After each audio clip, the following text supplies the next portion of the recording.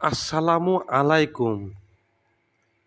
আপনারা দেখতেছেন এটা হচ্ছে একটা নৌকার ওপরে একটা ট্রান্সফরমার। আসলে ওই দেখেন একটা পোল দেখা যায়। ওখানে একটা ট্রান্সফরমার নষ্ট হয়। ট্রান্সফরমারটা পরিবর্তন করার জন্য নৌকার মাধ্যমে নেওয়া হচ্ছে।